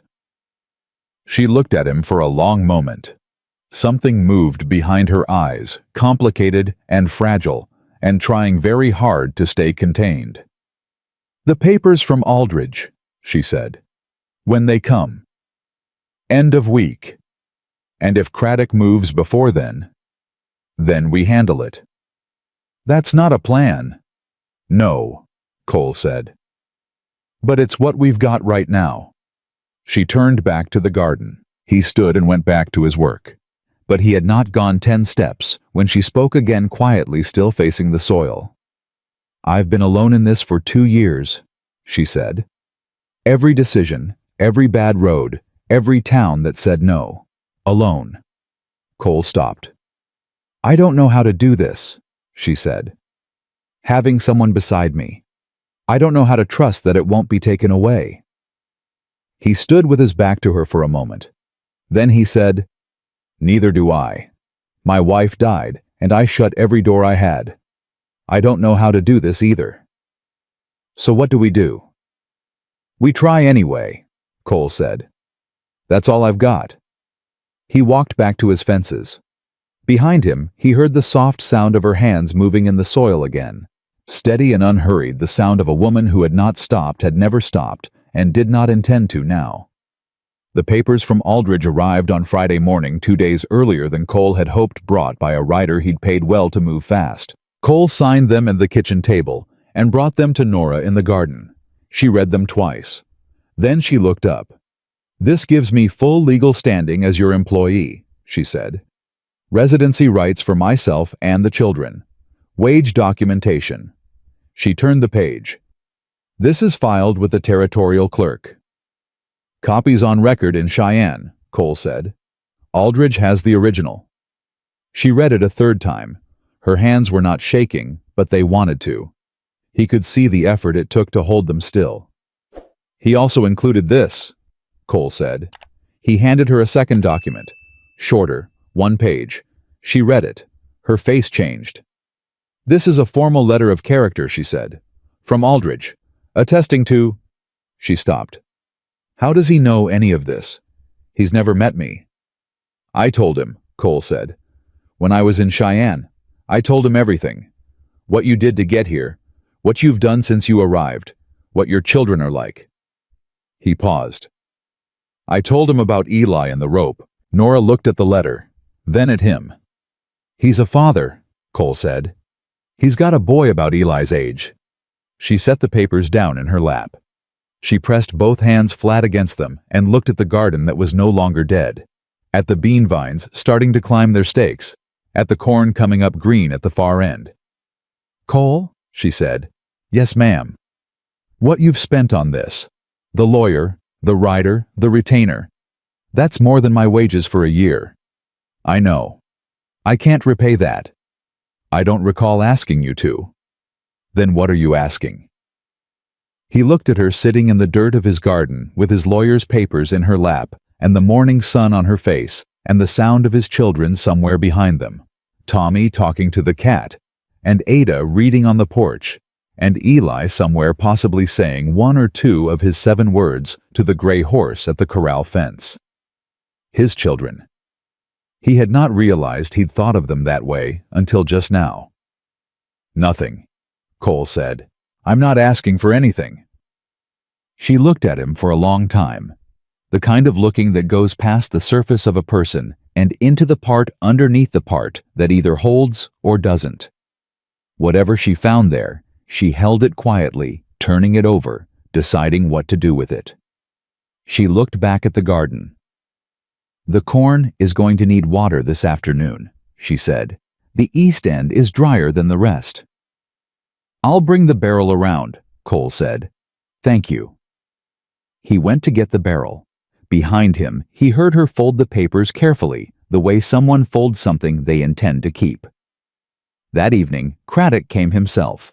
He rode up to the gate at dusk alone, which was unusual. Hugh Craddock did not generally go anywhere alone. He was the kind of man who understood that power is partly theater, and theater requires an audience. But he came alone this time, which told Cole that whatever he had to say, he wanted it said without witnesses.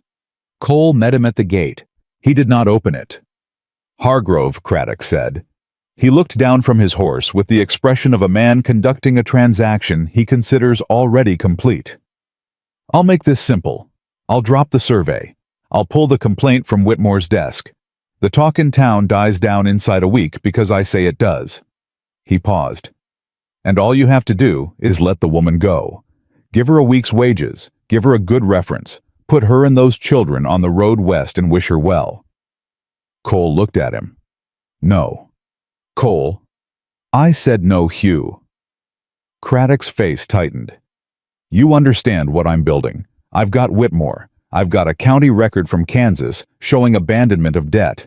I've got half this town ready to sign a petition saying those children are in an unsuitable environment. A judge can have them removed inside a week." "You'd take 4 children from their mother," Cole said, "to get a creek."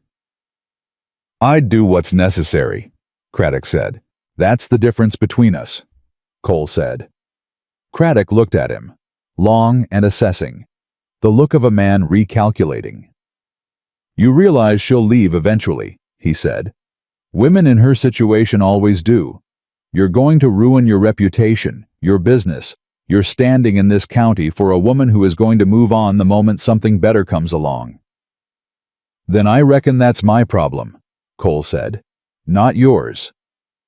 I'm trying to help you. No, Cole said. You're trying to help yourself and you're using her to do it. There's a difference. I know the difference. And now the county clerk in Cheyenne knows the difference too, because I have a lawyer who's very good at explaining differences to people who need them explained. Something moved across Craddock's face. The first real uncertainty Cole had seen there. I've filed the employment contract, Cole said. I've got a letter of character from Aldridge on record, and I've had a conversation with Grant Lyle this week that is also on record. If you take this to Whitmore, it goes to Cheyenne for review, and when it goes to Cheyenne, everything Aldridge knows about the way you've operated in this county goes with it. Cole looked at him steadily. I've been patient with you, Hugh. I've given you room to pull back and call it something other than what it is. I'm done being patient.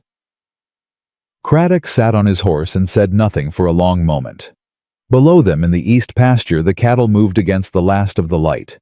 The creek ran north steady and quiet, doing what creeks do regardless of what men want from them. This isn't over, Craddock said. It is if you're smart, Cole said. And you've always been smart, Hugh. That's been your whole problem. Craddock turned his horse without another word and rode back toward town. Cole stood at the gate until he was gone. Then he turned around. Nora was standing 10 feet behind him, iris against her chest, face still. How long have you been there? Cole asked. Long enough, she said. He walked past her toward the house. She fell into step beside him, not behind him, beside him, matching his pace without being asked. Is it over? She asked. Tonight it is, Cole said. The rest of it I don't know yet. That's honest. I try to be. They walked in silence the rest of the way to the porch. At the steps Tommy was sitting with the barn cat in his lap, and he looked up at them both with his serious 5-year-old face and said, Eli said supper. Cole looked at Nora. Nora looked at Cole. Eli said supper, Cole repeated. That's 2 words, Nora said. It is, Cole said. They went inside. Craddock did not come back that night, or the next. The silence he left behind was not the comfortable kind. It was the silence of a man regrouping, and both Cole and Nora knew it, and neither of them said so out loud, because saying it would have made it heavier than they could afford to carry with everything else. The days that followed had a particular quality to them, the quality of people going about necessary work while waiting for a door to open that they cannot see and cannot control. Cole mended fence. Nora tended the garden. Ada read her book on the porch in the evenings and occasionally read passages aloud to Tommy, who did not entirely follow the story, but liked the sound of his sister's voice. Eli threw the rope every morning before breakfast, and every morning he landed it a little closer to the post, and every morning Cole said good and meant it, and Eli nodded with the gravity of a boy taking the word seriously and storing it somewhere safe. Iris grew. That was the other thing happening quietly and insistently underneath everything else. She gained weight. Her cheeks filled out. She started reaching for things Cole's collar when he held her. That one afternoon, Nora needed both hands to reset a garden stake. Ada's braid the rim of Tommy's tin cup when he held it too close to her face.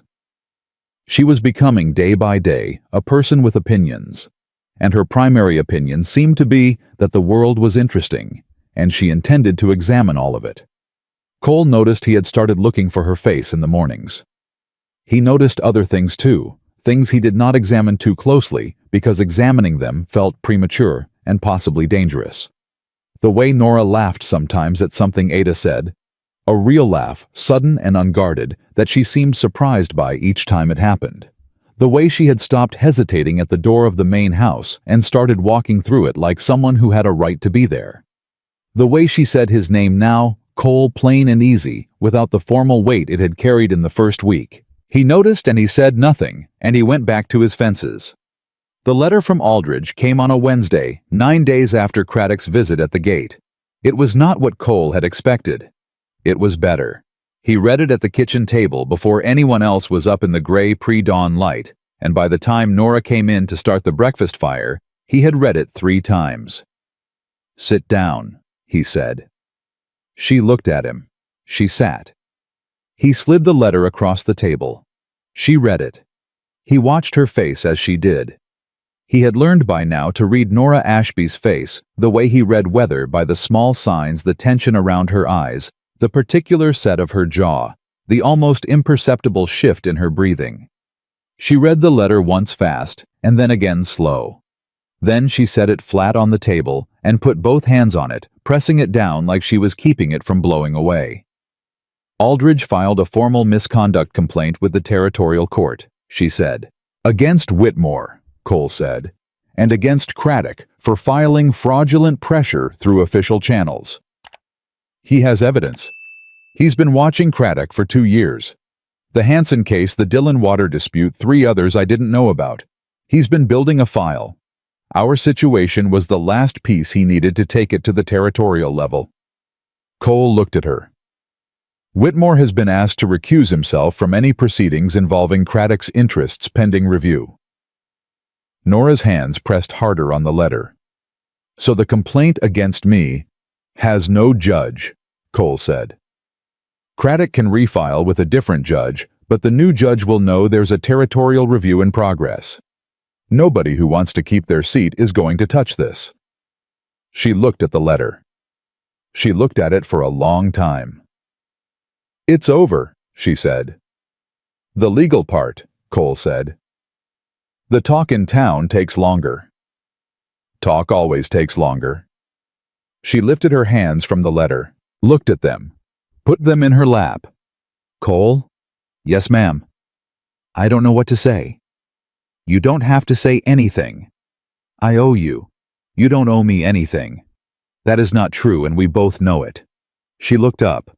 Her eyes were dry and direct, and full of something she was not quite ready to name out loud. "You spent money and time and reputation on people you'd known 11 days. 18, Cole said. "And they were worth it." She held his gaze. The kitchen was quiet around them. Outside, the Wyoming morning was doing what Wyoming mornings do, arriving blunt and golden and indifferent to the lives being lived under its light. "I need to tell you something," Nora said. Cole waited. "When we came here," she said, "I had decided that the best thing I could do for my children was to stop trusting people entirely. Not be cruel about it. Just stop." She smoothed the letter on the table with one finger. "Every time I had trusted someone in the past 2 years, it had gone wrong. So I had decided the math was simple. Keep moving. Accept nothing that costs anything. Don't let anyone close enough to leave a mark." "And then," Cole said. "And then a man who had not spoken to another human being in 11 days handed my son a biscuit and told him to eat slow." She looked at him. "And I thought, there is a man who is not going to hurt these children. I thought it before I wanted to think it, before I had decided it was safe to think it." She paused. "I've been fighting it ever since." "I know," Cole said. "You know, you fight everything," he said. "It's how you survived. I'm not complaining about it." Something moved across her face. Something that started in her eyes and moved downward and ended in a shape that was not quite a smile, but was the thing that comes before one, the moment before the door opens. She picked up the letter and folded it carefully. "I need to go check the garden," she said. She went. Cole sat at the kitchen table and drank his cold coffee and listened to the morning come in. It was Ada who told him about the hearing. Not Aldridge's proceedings. A different one. A smaller one assembled not by legal authority, but by the particular social authority of small towns, which is often more powerful and always less accountable. Ada came in from town 4 days later with the water barrels and the information delivered in the flat, careful voice she used when she was frightened and had decided not to show it. Mrs. Voss is calling a community meeting, Ada said. Sunday, after church. Cole looked up from the harness he was repairing. What kind of meeting? The kind where people stand up and say things about other people. Ada set down the barrel. She's got Mrs. Hadley and the Pruitt women and at least 4 others. They're calling it a community welfare discussion. She looked at him. About Mama. Cole set down the harness.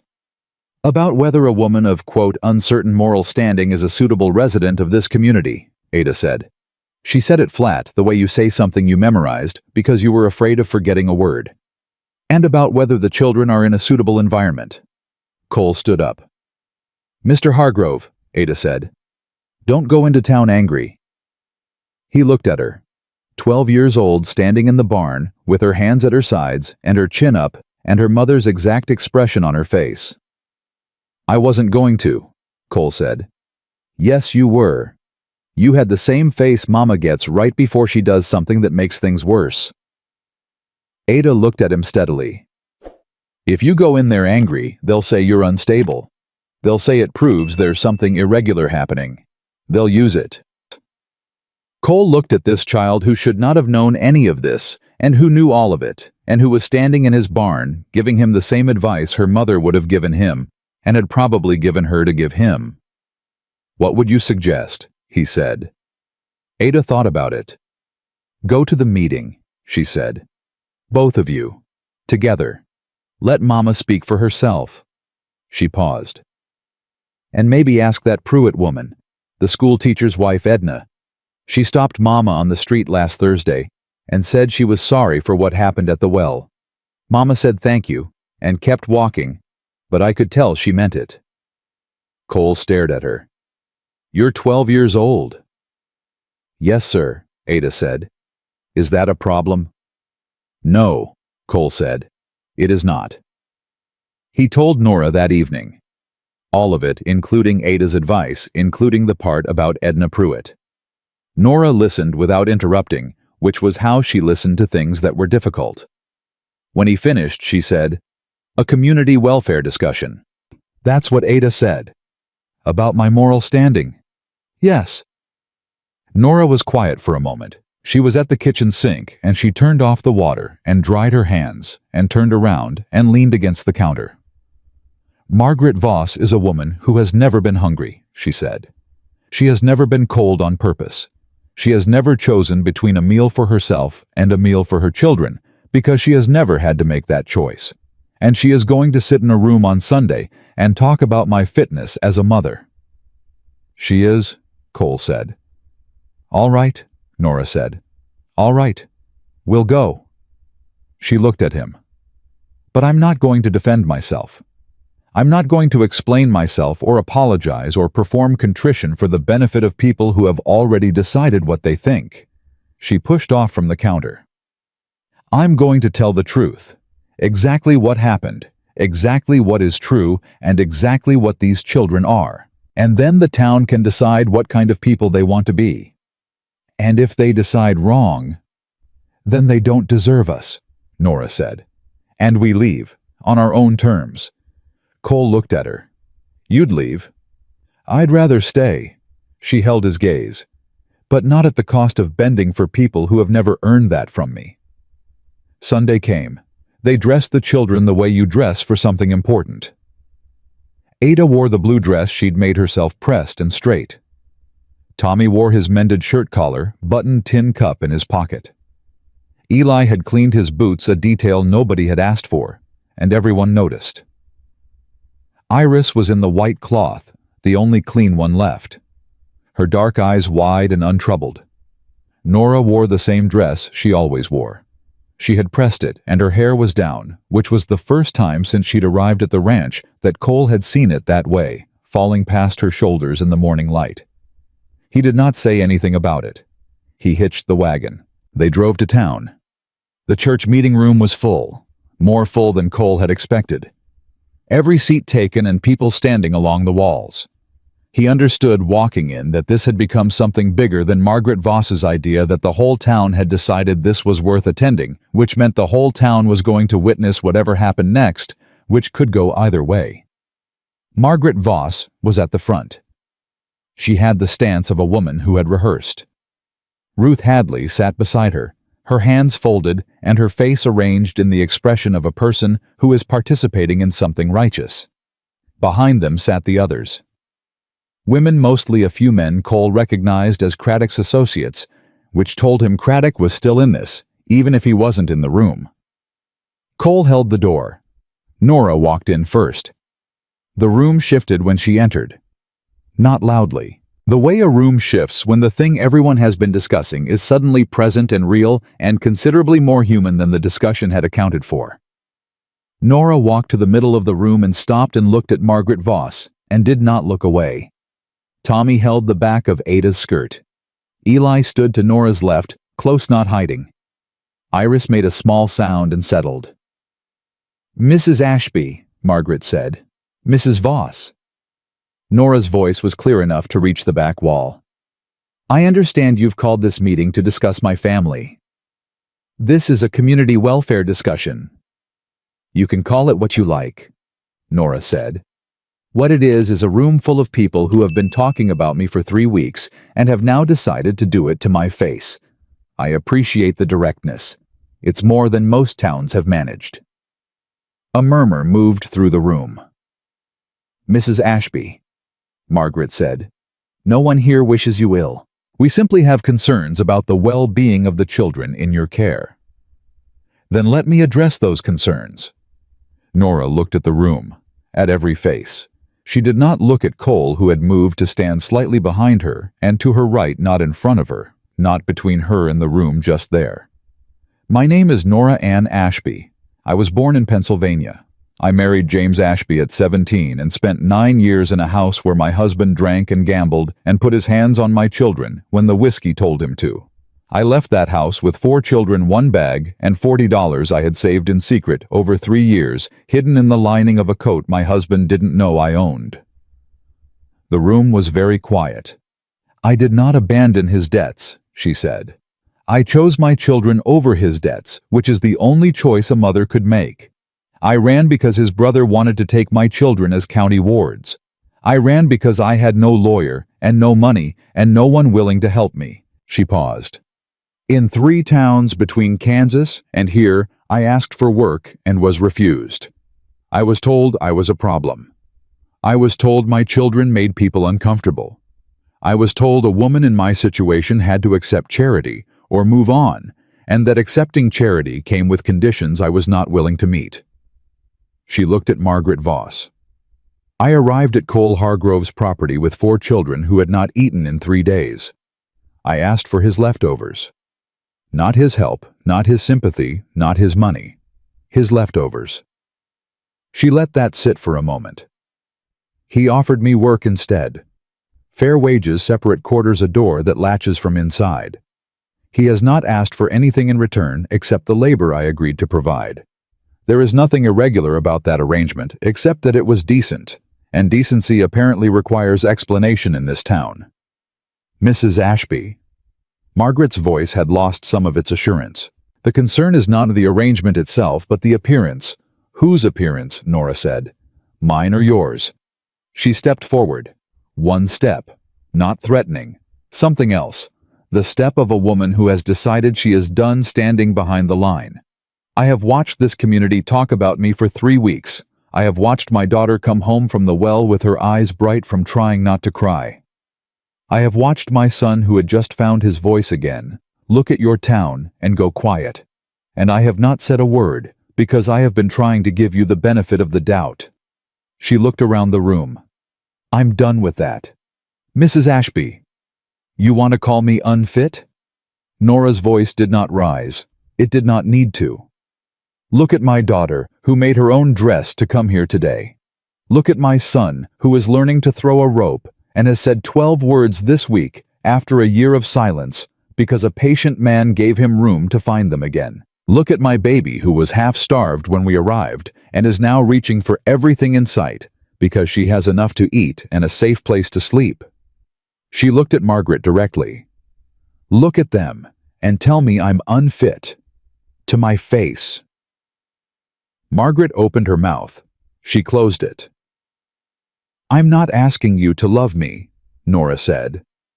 I'm not asking for your approval. I am asking you to leave us alone. Let us work. Let us live. Let us be part of this community the way every other family here is part of it, by contributing honestly and expecting nothing we haven't earned. She looked at the room. That's all I have ever asked. That's all any mother asks. Silence. It held for 3 full seconds, which in a room that size is a very long time. Then Edna Pruitt stood up. She was the schoolteacher's wife, small and quiet, and she had the look of a woman who had made a decision earlier in the week and had spent every hour since then confirming it. I'd like to say something, she said. Margaret turned to look at her. Edna. I was at the well, Edna said. 3 weeks ago. I stood there and said nothing while you called this woman names and repeated stories you got from Hugh Craddock, who, as it happens, has had a formal misconduct complaint filed against him with the territorial court this week. She looked around the room. I said nothing because I was afraid. I'm saying something now because I'm more afraid of what it means if I don't. She looked at Nora. I'm sorry, Mrs. Ashby. For the well and for all of it. The room shifted again. From the back, a man's voice. Walt Pruitt, the general store owner. Craddock's got a territorial complaint against him. Filed by Aldridge in Cheyenne, Cole said. He had not spoken until now. He did not raise his voice. He simply said it at a volume that covered the room. For using legal mechanisms to pressure landowners into selling water rights. The Hansen case, the Dillon case, and this one. He looked around. He's been doing it for years. Most of you knew something was wrong with how those ranchers sold, and none of you said anything because Craddock is powerful, and powerful men are easier to agree with than to face. Nobody disputed this. The particular silence of people confronting a truth about themselves is different from other silences, and the room had it now. I'm not asking anyone to like me, Cole said. I'm not asking anyone to like Nora or to apologize for anything. What I'm asking is simple. Decide what this town is. Decide whether you're the kind of community that drives out a woman with 4 children because a greedy man found her useful as a lever, or whether you're something better than that. Margaret Voss sat down. She did it without drama, without announcement. Just sat down, and the movement itself was the statement, the collapse of a position she could no longer hold up in the face of what the room now knew. Ruth Hadley looked at her hands. The meeting ended without a resolution being called or a vote being taken, because by the time it had run its course, there was nothing left to vote on. People filed out in the particular way of people who are processing something that has changed the shape of their understanding. Some of them avoiding Nora's eyes, and some of them meeting them and nodding small acknowledgments that cost something and were worth exactly that. Edna Pruitt stopped at the door. Mrs. Ashby, my husband runs the school. She paused. Ada is 12. Yes, Nora said. We have room, Edna said. If she wanted to attend. Ada, who was standing behind her mother, went very still. Nora looked at her daughter. Ada. Ada's voice was careful and very controlled. Yes, please, she said. I would like that very much. They drove home in the late afternoon light, all 6 of them in the wagon, the same as they had come. But something had shifted in the arrangement, in the weight of the air between them. Tommy had fallen asleep against Ada's shoulder. Eli sat with his rope in his lap and his eyes on the passing land. Iris was awake, looking at the sky. Halfway home, Nora said, You didn't have to speak.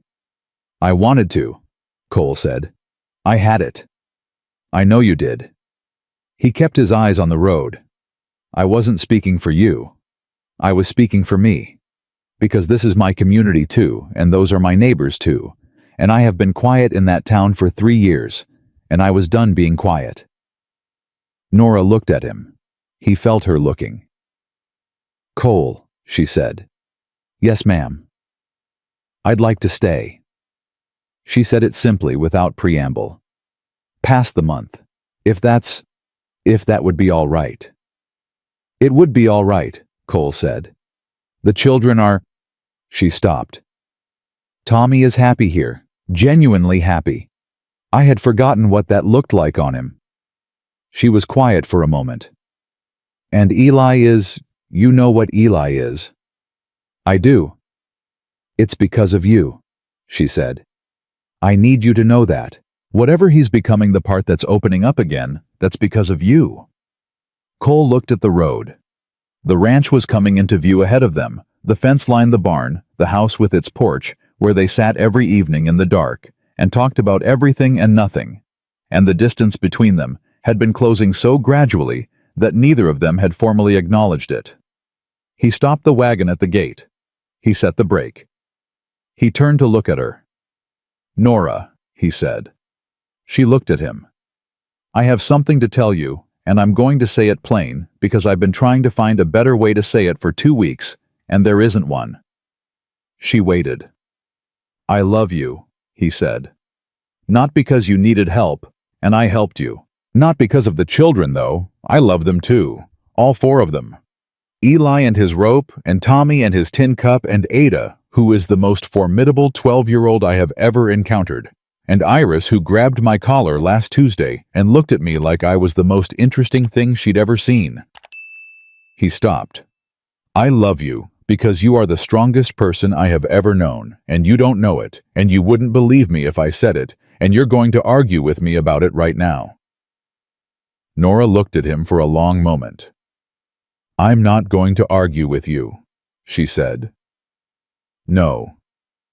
No. She turned forward and looked at the ranch. Their ranch.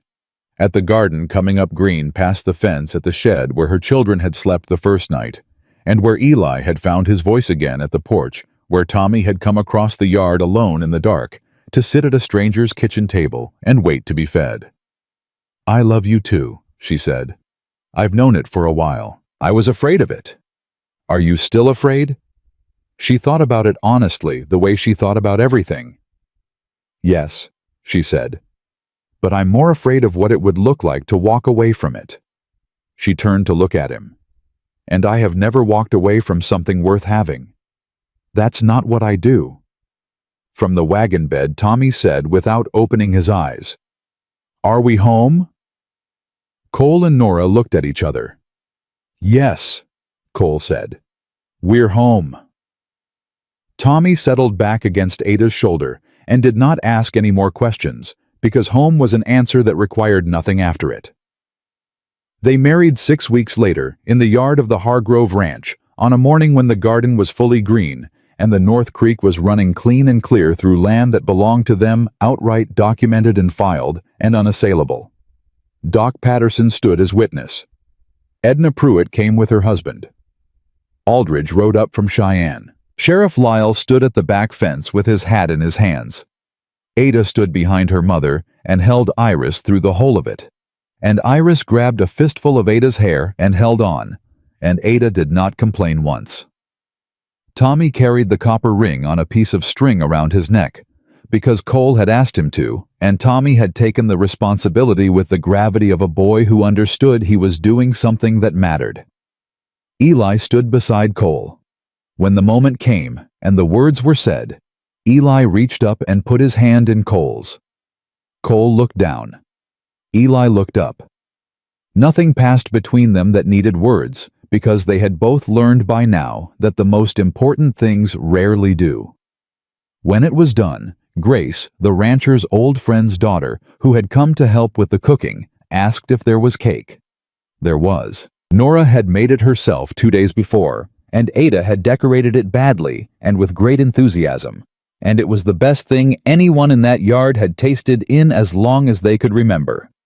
They ate on the porch, all 6 of them together, the family that had been built not from blood or plan or any kind of design, but from a biscuit handed to a hungry boy on a summer evening, from a woman who would not beg, and a man who could not look away from a rope thrown badly, 14 times before it landed right from 2 people who had each been broken by grief and loneliness, and the particular weight of a life lived alone, and who had found at the end of all of it that the strongest thing they could build was simply this: a table, a porch, a door that opened instead of closing, and enough room inside for everyone who needed it. That night, the summer rain came at last. The first real rain in months, steady and clean and indifferent to everything except the land it was falling on, and it fell on the roof of the Hargrove Ranch, where 6 people slept safe and whole and chosen. And it filled the North Creek to its banks, and it soaked into the garden soil that Nora had brought back from the dead with her bare hands, and it ran along the fence line that Cole had mended post by post, and it said nothing, because rain does not need to say anything. It simply falls. And the things that were planted hold.